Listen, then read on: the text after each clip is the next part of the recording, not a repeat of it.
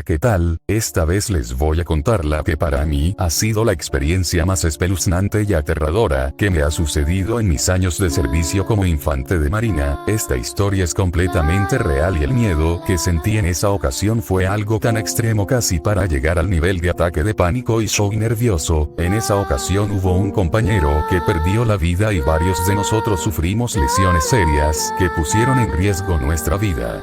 Antes de relatar estos sucesos quiero explicar como contexto que el mar es un ecosistema muy intimidante y hostil para los humanos. Por ser un ambiente en el que los humanos no están adaptados, es difícil su exploración tanto a nivel superficial como subacuático, incluso para marineros y buzos experimentados.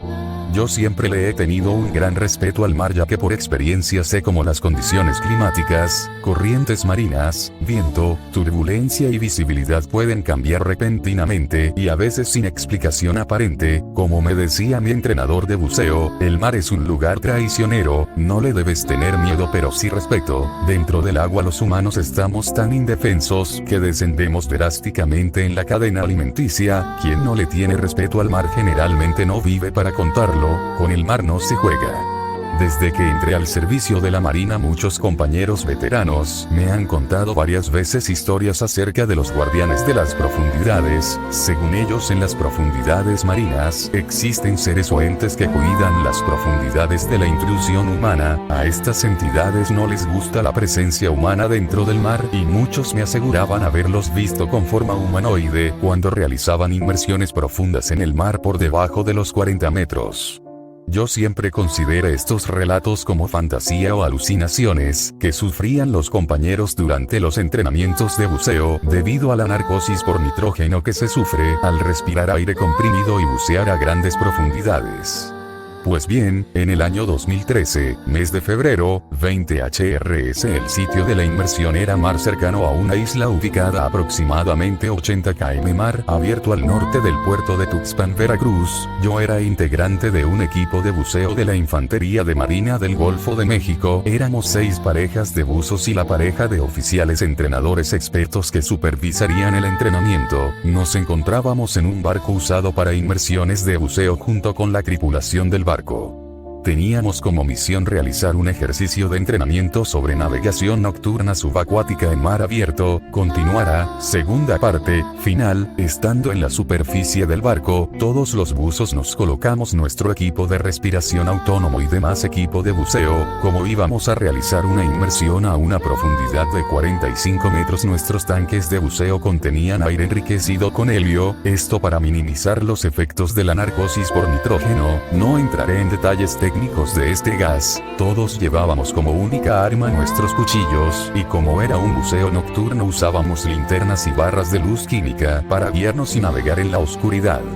La oscuridad marina es impresionante. Si no fuera por la luz del barco y nuestras lámparas, estaríamos prácticamente entrando a una oscuridad casi total. Solo se escuchaban el ruido de las olas al moverse por la superficie y chocar contra el casco del barco. Esa noche había estado despejada, con pocas nubes, pero de repente se empezó el cielo a llenar de nubes y algo de viento. A lo lejos pudimos ver unos relámpagos que presagiaban tal vez en unas horas una tormenta eléctrica, algo muy común en el mar. Confiando en que el clima estuviera estable hasta que terminara nuestra inmersión, nuestros oficiales entrenadores comprobaron que estuviéramos perfectamente equipados y listos, dieron las últimas instrucciones de seguridad y actividades a realizar para la inmersión y entonces dieron las órdenes: buzos al agua.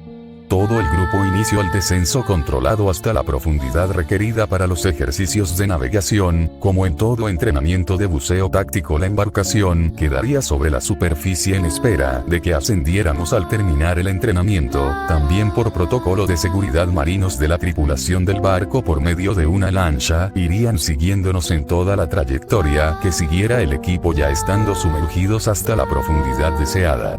La oscuridad del mar es casi absoluta, nuestra única fuente de luz eran nuestras lámparas acuáticas, y para orientarnos en esa oscuridad solo utilizábamos nuestras brújulas de navegación.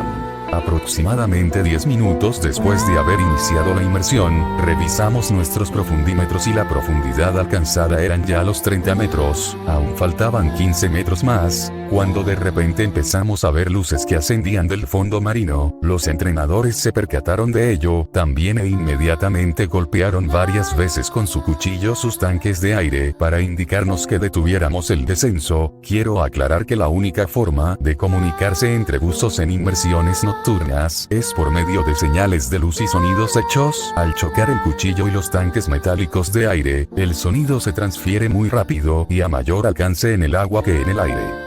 Todos detuvimos el descenso. Al principio pensé que tal vez esas luces que veíamos salir del fondo eran otros buzos recreativos civiles que habían realizado una inmersión nocturna. Eso no sería raro ya que en esa zona marítima se realizan excursiones de buceo por parte de muchos grupos y organizaciones de exploración y actividades subacuáticas en México. Sin embargo, era raro que no hubiéramos detectado ninguna embarcación de buceo en la zona. Si esas luces eran buzos ascendiendo a la superficie, un barco o lancha tendría que estarlos esperando en la superficie. Las luces parecieron quedarse estáticas por debajo de nosotros y repentinamente vimos cómo empezaron a moverse muy rápido hacia el fondo marino para desaparecer en una fracción de segundo. Todos, incluyendo nuestros instructores, estábamos asombrados de ver esas luces moverse rápidamente y desaparecer en el fondo marino. Después de un par de minutos de asombro, los instructores reaccionaron y nuevamente, haciendo uso de sus cuchillos, golpearon en sus tanques en una secuencia particular para indicar que continuáramos con el descenso hasta la profundidad requerida de 45 metros. Una vez que alcanzamos la profundidad deseada, ajustamos la flotabilidad de nuestros trajes para permanecer flotando a esa profundidad. Hasta ese momento la visibilidad del agua era buena, todos podíamos vernos entre nosotros con la luz de nuestras lámparas y no sentíamos efectos fuertes de las corrientes marinas. Todo el grupo permanecía agrupado y con contacto visual entre todos nosotros. Estábamos concentrados realizando los ejercicios de navegación submarina, cuando nuevamente nos dimos cuenta que 5 luces de color amarillo venían ascendiendo muy rápido desde el fondo marino. Casi al mismo tiempo que estas luces extrañas aparecieron, empezamos a sentir una gran corriente marina golpeándonos y la visibilidad o transparencia del agua se deterioró a tal grado que el agua se volvió completamente turbia. Esto nos desorientó grandemente y la gran fuerza de la corriente nos empezó a separar unos de otros. Con gran esfuerzo de aleteo y braceo pudimos evitar ser arrastrados y separados por completo. Mientras continuábamos luchando para evitar ser separados por la corriente que súbitamente nos había golpeado, las luces empezaron a moverse alrededor del grupo. Al estar más cerca de nosotros pudimos darnos cuenta que esas luces tenían forma reconocible. Con asombro y miedo pudimos distinguir que estas cosas eran de aspecto humanoide de gran tamaño, delgados, 3 metros de longitud aproximadamente. Estos entes o criaturas solo vestían unos trajes plateados muy ajustados. Pese a la temperatura fría del agua y a la profundidad a la que estábamos de 45 metros, no usaban ningún tipo de equipo de buceo ni escafandra, solo unos cascos con forma de esfera que les ocultaban la cabeza y el rostro.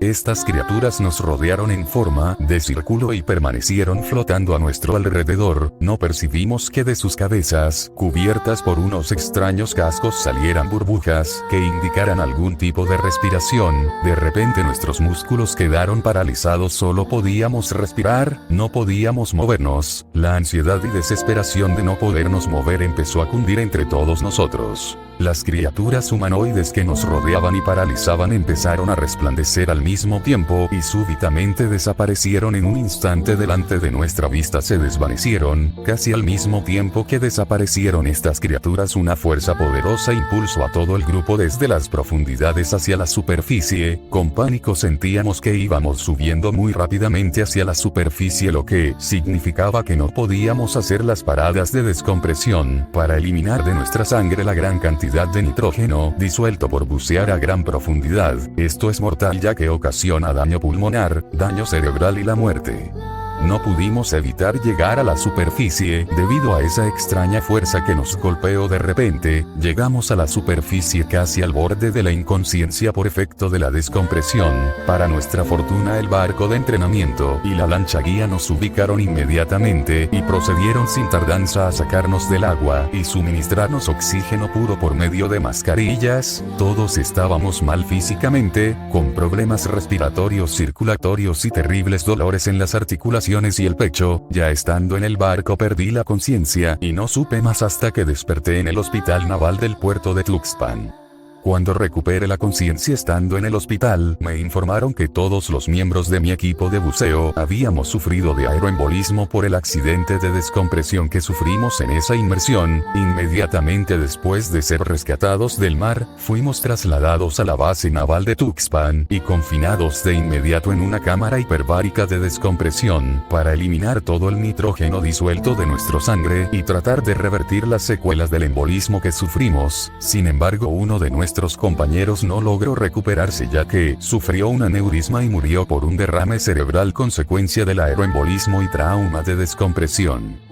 Yo actualmente ya estoy completamente recuperado de las secuelas que me produjo el aeroembolismo en este fallido entrenamiento de buceo. Todavía en la actualidad no tengo una explicación científica y lógica sobre lo que me ocurrió a mí y a mi equipo de buceo esa noche en la inmersión de entrenamiento. Yo estoy convencido que las criaturas o entes que vimos esa noche en las profundidades marinas fueron reales y no producto de alucinaciones causadas por intoxicación por nitrógeno. Además, la fuerza que nos impulsó de golpe hasta la superficie no pudo ser una corriente marina normal. Las corrientes marinas fuertes fluyen de manera horizontal y son paralelas al fondo marino. Pueden existir corrientes perpendiculares al fondo, pero son corrientes mucho más débiles que las corrientes horizontales. Es muy improbable que nos haya golpeado una corriente vertical fuerte con dirección del fondo a la superficie. Además, el viento en la superficie era muy débil y no existía tormenta o mal clima en la zona de la inmersión. Todo esto que experimenté de manera aterradora, me convence más que en el fondo marino suceden cosas muy extrañas, que existen algunas entidades que no conocemos y comprendemos, y que tienen el poder de impedir nuestra presencia en esos lugares que no pertenecen a los humanos.